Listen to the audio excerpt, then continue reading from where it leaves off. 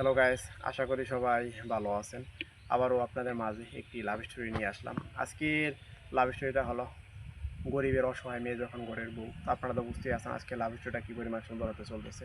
তো আমাদের পাশের বাড়িতে সবাই ভালোই ছিল, অনেক আনন্দই ছিল। তবে এক গাড়ি দুর্ঘটনার কারণে তার পরিবারে সবাই মারা যায় একসাথে।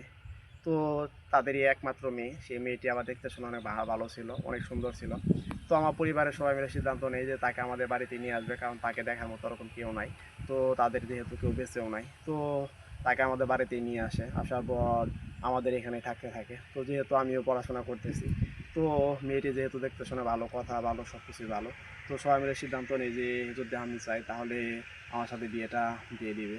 তো আমাকে বাড়ির সবাই মিলে প্রস্তাব দিয়ে যে কী বলো তুমি, যেহেতু অসহায় একটা মেয়ে, গরিব মেয়ে, তো তুমি যদি চাও তাহলে সে আমাদের বাড়িতে সারা জীবন থাকতে পারবে, কারণ তার তো ওরকম দেখার মতো কেউ নাই। আর যদি না চাও তাহলে অন্য কোনো জায়গায় তাহলে আমরা বিয়ে দিয়ে দিব। তো আমি বললাম যাচ্ছে, আমার একটু সময় দাও।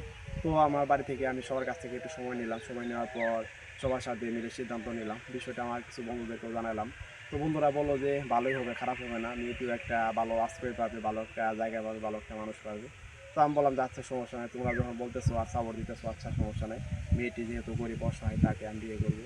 তো বাড়িতে সবাইকে আমি বলে দিই, বাড়ির সবাই অনেক খুশি হয়ে যায়। তার কিছুদিন পরে আমাদের বিয়েটা হয়ে যায়। এরপর থেকে সে এতটা পরিমাণ ভালোবাসে যে কী করে আর মানে কেমনে বুঝাবো আপনাদেরকে।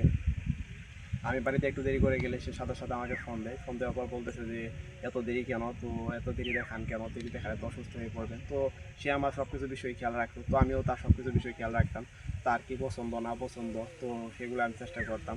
সে যেগুলো খাইতে পছন্দ করে সেগুলো আমি নিয়ে যাইতাম, কারণ সে ওরকমভাবে কোনো কিছু খাইতেও পারতো না, কারণ সে একটু সবসময় অসুস্থ থাকতো, কারণ ঠান্ডার সমস্যাটা তার বেশি থাকতো।